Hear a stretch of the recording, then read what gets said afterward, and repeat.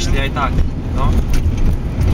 A to boli ako majiteľia tých lesov, čo ich tam, tí Maďari.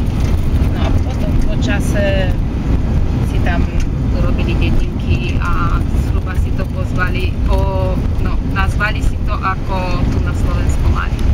Aspoň tak to hovoria, neviem. Ešte raz, ako si to nazvali? Ako mali tu na Slovensku dedinky, tak si to tam takto na... Však aj v Rumunsku je Detvianská huta, však sme sa rozprávali, nie? Stará huta. Stará huta.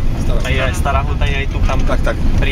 medzi Detvou aj a... Kuty, tak nie Detvianská huta, ale Stará huta, hej.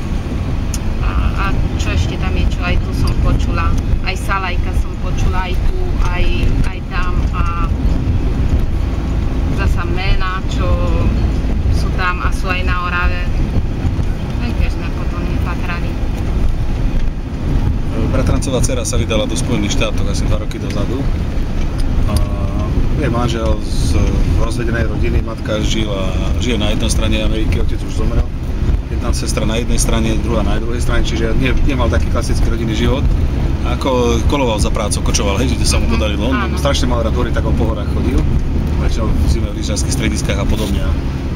Žili v zime v stredisku nejakom horskom Colorado. Taký Aspen je také známe, ale nie je to Aspen vedľa niekde. Ako pre blízko je Texas veľmi bohatá klientela, ako také Noble, veľmi dobre. A našla tam bronzovú tabuľu, kde bol nápis v angličtine samozrejme. A bola tam známavý hold nejakému Malý Janko Muránsky. A to Muránsky je typické naše meno. Bolo to v angličtine ako Little John Muránsky, alebo John, ako zmenšenina, nie John, ale Janko, hej, tak v angličtine neviem. Práve to je vravela, nedokážem to zopakovať, ale pochopila, že Malý Janko Muránsky. Povedala, tak to nie je americké meno, to je polhorské. Tak ostala hotová. Vravím jej, počúvaj, dá sa to zistiť cez Long Island, prichádzali prisťahovalci, som perfektne dokumenty o tom videl. V tom období nejak 1890-80, tak si to začali si to už dosť ako všímať tí Američania a dosť ako obmedzovali, napríklad len vzdelaní, takže sa vedeli podpísať a podobne. Čiže všetci, čo plávali do Ameriky, z Európy, tak museli tým ostrovom prejsť a že sú k tomu veľmi dobré evidencie. Tak som teraz skús zistiť, že či náhodou.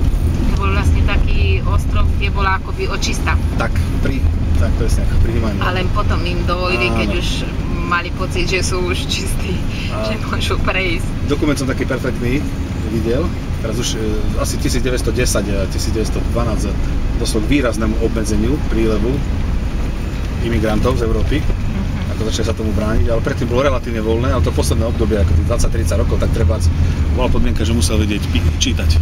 A prevažnú väčšinu dávali ľuďom čítať náboženské texty. Tak do ruky náboženské texty. Si Nemec, nemecký, si Ír, anglické a podobne. A veľa ľudí prešlo bez toho, aby vedeli čítať, lebo boli silne nábožensky založení. A nejaké tie počiatočné texty, tie bežné texty z Biblie poznali na spamäť. Ako zo svojho náboženského života. Áno. Stačilo, keď išiel niekto z rodiny, čo iba jeden vedel a povedal, na tom lístku je ten a ten verš, alebo začínaš, že Otče náš, ktorý si na nebesiach, vidíš tam si, hej? Dali niekomu do ruky, že Otče náš, ktorý si na nebesiach, posledza meno tvoje, jo, vy viete čítať, vy môžete. Hej? Rovno pôjdeme aj na stanicu železničnú. Sme v Brezne? Hej, áno.